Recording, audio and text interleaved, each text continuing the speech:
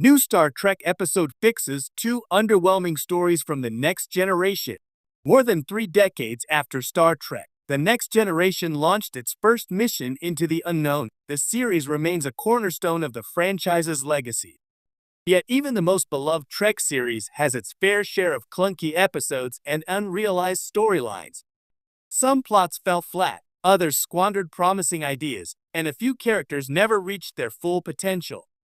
But in the spirit of Star Trek's ever-evolving narrative tapestry, the franchise continues to boldly go back, not just to revisit the past, but to improve it.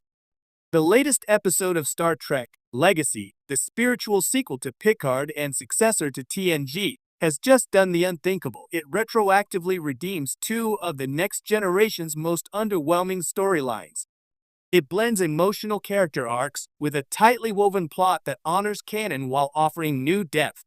Here's how Legacy's Echoes of Yesterday turns two forgotten or fumbled TNG stories into something genuinely compelling. 1. Fixing the neutral zone, giving the Romulans real weight. When the next generation first introduced the Romulans in Season 1's finale, The Neutral Zone, expectations were high.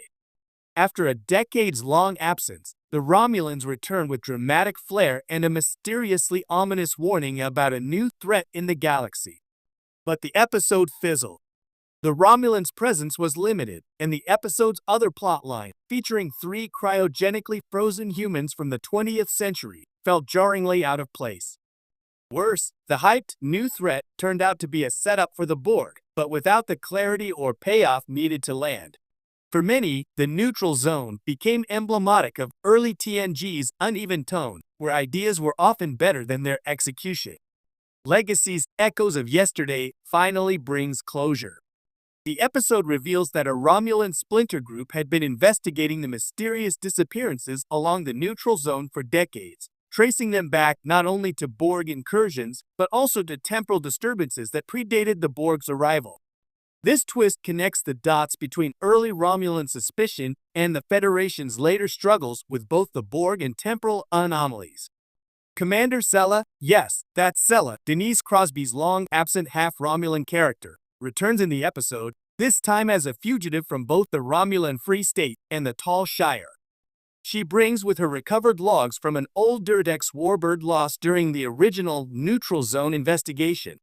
These logs include details about the Borg threat and an ancient signal traced to the Gamma Quadrant, hinting that the Dominion may have been observing the Alpha Quadrant far earlier than previously thought. In a brilliant move, the episode doesn't just retcon the neutral zone into relevance, it retroactively justifies why the Romulans were so tight-lipped and enigmatic during the early seasons of TNG. They weren't being coy, they were terrified, and now we know why. 2. Fixing Sub Rosa, turning a meme into a gothic masterpiece.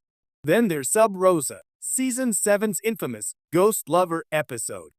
The one where Dr. Beverly Crusher falls in love with a mysterious Scottish man named Ronan, who turns out to be a non-corporeal entity that seduced members of her family for generations. Critics and fans alike derided the episode for its melodrama, soap opera tone, and uncomfortable romance. Sub Rosa has become the punchline of worst Star Trek episode debates. And yet, buried under all the melodrama was a genuinely intriguing idea. What if a parasitic alien had embedded itself in a family bloodline across generations, passing as a ghost and feeding off emotional intimacy? That idea had potential. It just wasn't handled well. Echoes of Yesterday redeems this concept in stunning fashion. While investigating a distress call on Caldos 2, the same Scottish-inspired colony from Sub Rosa, the USS Titan A crew finds that entire regions of the planet have been struck by a kind of energy parasite that targets the emotional centers of humanoid brains. Commander 7 of 9, now captain of the Titan, suspects a connection to Crusher's old logs. Enter Admiral Beverly Crusher, now a Starfleet medical advisor. She beams down with a medical team, determined to confront her past.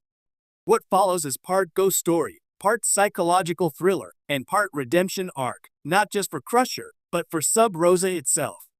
Rather than lean into the original's awkward romance, the new episode frames the Ronan entity as a sentient psychic parasite, one that feeds on trauma, grief, and memory.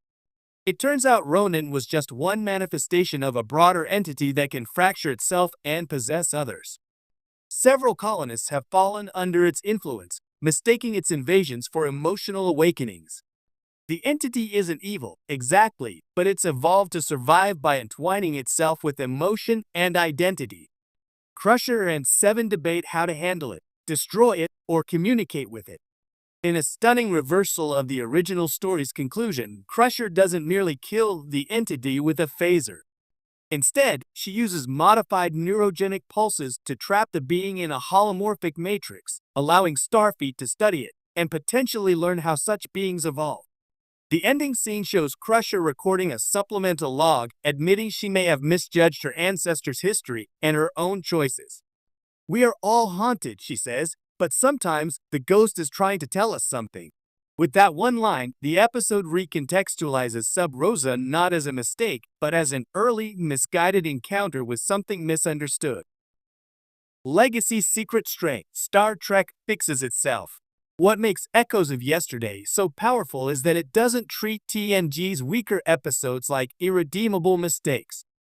Instead, it treats them as unresolved threads, narratives that needed more time, context, and maturity to fully bloom. In universe, this mirrors Star Trek's own philosophy of growth. The Federation doesn't discard civilizations that stumble, they uplift them. So too does the franchise revisit its own past, not with shame, but with an eye toward evolution. The writers of Legacy clearly did their homework. The episode is peppered with subtle references to both stories. Ronin's original candle makes a reappearance, now understood to be a psychic anchor. The Romulan commander from the neutral zone is referenced in Sella's testimony logs. Even the cheesy, "my great-grandmother's lover" line is rephrased as Crusher Riley admitting, "I come from a long line of questionable choices." And that's the magic. Star Trek thrives not because it's perfect, but because it dares to keep trying. A redemption arc for characters, too. Beyond the plots, Echoes of Yesterday redeems two women from TNG who often felt underserved by their own series: Beverly Crusher and Sella. Crusher, often sidelined as just the doctor, is here a moral compass and scientific powerhouse. She leads a debate on ethics, emotion, and consent when dealing with the parasite, showcasing the emotional intelligence and command presence the character always deserved. Sella, too, is more than a plot device now. Her return isn't about revenge or deception, it's about regret. She confesses to years of running from both sides of her identity: human and Romulan, daughter and soldier, rebel and exile. Her quiet scenes with Jack Crusher, yes, her half-brother by Picard's lineage, are filled with raw tension and shared confusion. "We are both echoes," she tells him. "Not quite what anyone expected us to be." It's rare that a sci-fi episode balances so many threads: Borg history, Romulan politics, parasitic alien metaphors, gothic horror, emotional closure, and sticks